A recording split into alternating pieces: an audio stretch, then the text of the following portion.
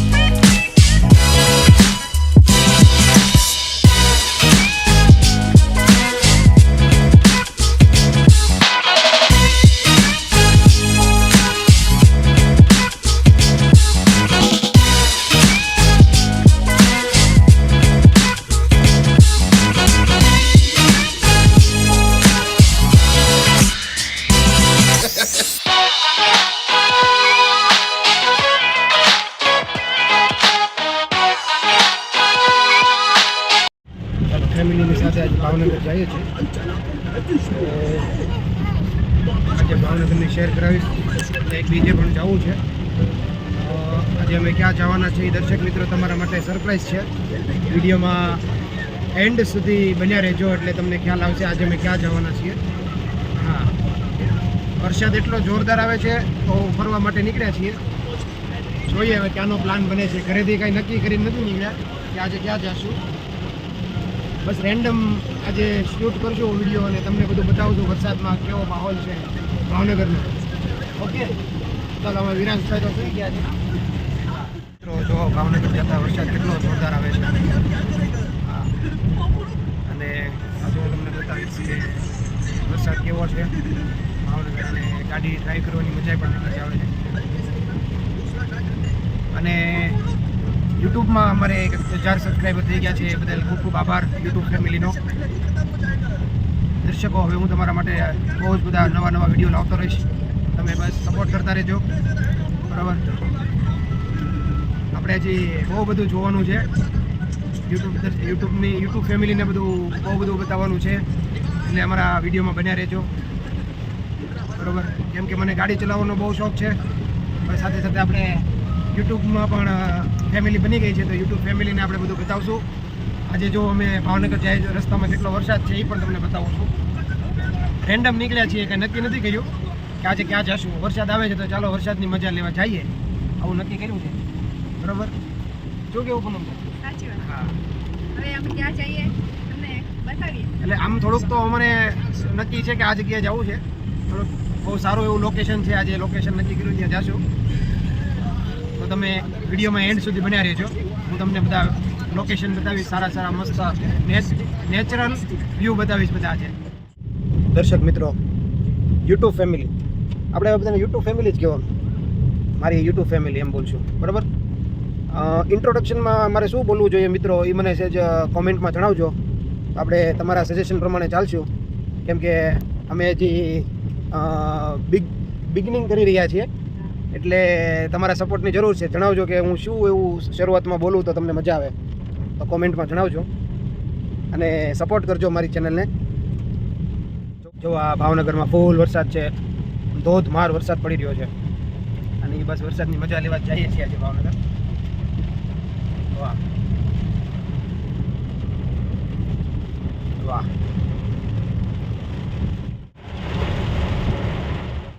Railway crossing એવું છે. જો વરસાદ કેટલો છે જોવો દોસ્તો. ચશ્માનો બહુ શોખ છે અમારા ભાઈને. કાઢી નાખ્યા હતા કે ના પહેરાવી રાખો. મારો નહીં ના પડશે, નહીં ફેર કહેતા મારા પપ્પા કીધા છે. હા, બહુ શોખ, ચશ્મા, શૂઝ, બધાનો શોખ. બાળકોને તો શોખ હોય જ ને. વરસાદ તો જોવો બાપા, ભાવનગરનો અનરાધાર વરસાદ. વાહ, તો જો ગાડીની સ્પીડ જોવો કેટલી, 40 ચલાવવી પડે, કંઈ દેખાતું નથી. શું કીધું? શું કરવું છે હવે? શું કરવાનું? હા, સુઈ જાઓ નથી. હા, ચશ્મા પહેરીને શું છે ભાઈને.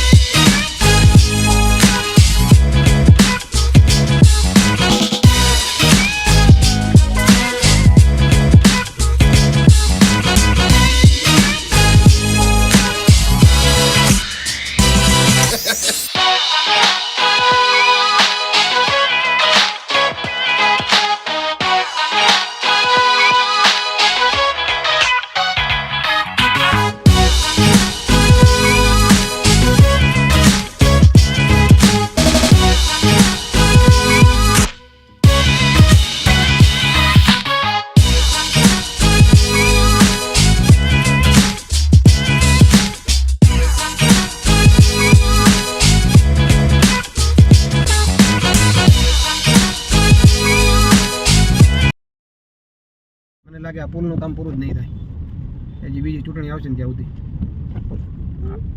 8-10 વર્ષથી હાલે કામ, 8 વર્ષ જેવું, 6-7 વર્ષથી કામ ચાલે જ લ્યો, હજી પૂરું જ નથી થયું. ચણામઠ બટેટા ખાવા ઉભા રહ્યા છે. મોરિયા વીરુ, વીરુ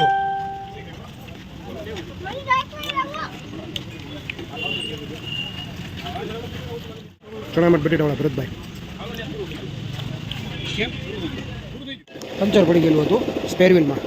ચાલો આજ કરાવી નાખીએ, ટાઈમ છે તો. પંચરવાળાને ત્યાં આવ્યા છે. આ ટાયર નવું છે, પંચર હતું તો પછી આપણે ઈચ્છાથી કરાવી નાખીએ. અહીંયા પંચર કરાવીએ છીએ અત્યારે. એટલે સ્પેર વ્હીલ હતું, એટલે ક્યારેક બહાર જવાનું થયું હોય તો સ્પેર વ્હીલ કરાવી લેવું સારું. અત્યારે આપણું ટાયર બધું કરાવી લઈએ તો સારું છે. આજે વરસાદ છે, રસ્તામાં કંઈક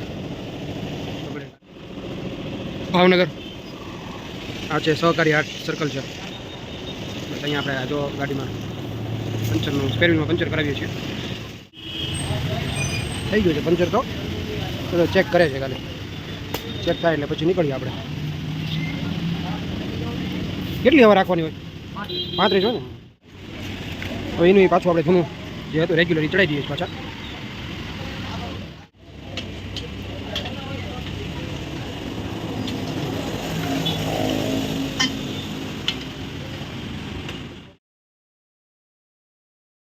આપણું આ જૂનું ટાયર હતું રેગ્યુલર, જે રોજ ચલાવીએ આપણે. એ જેમાં પંચર હતું, જે મેં નવું સ્પેર વ્હીલ આ જે છે એ સ્પેર વ્હીલ હતું, જે નવું છે એટલે ઓલું યુઝ થઈ જાય પછી આપણે આ વાપરશું. એટલે અત્યારે આપણે ફરીવાર આ પાછું એનું ચડાવી દીધું છે. અવારનવાર આપણે ગાડીમાં પંચર હોય ત્યારે આપણે અહીંયા જ કરાવતા હોઈએ છીએ ભાવનગરની અંદર. સામે આ જવાહર મેદાન છે. ચલો જોઈએ આગળ શું થાય છે. ડેવલપ થયું છે ભાવનગર. આવું બધું અહીંયા 2 વર્ષ પહેલાં કાંઈ નહોતું. અહીંયા જો બધી રેસ્ટોરન્ટ બધી બહુ બધી ખુલ્લી ગઈ છે અહીંયા. વાહ. ગેલેક્સી શિવકુંજ, સીતારામ બાપુનો આશ્રમ છે, શિવકુંજ. અને આ બધું નવું ભાવનગર છે. પેલા અહીંયા કાંઈ હતું નહીં, જોકે અમે 2-3 વર્ષે આવ્યા છે આ બાજુ. આવજો તમને જો આ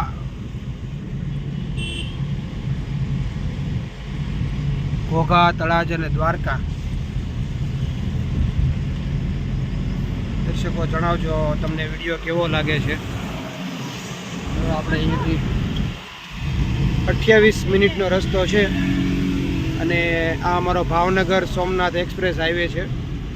આપણે માળનાથ જઈએ છીએ, જે 20 કિલોમીટર છે. 17 કિલોમીટર છે અત્યારે, ભાવનગરથી 20 કિલોમીટર છે.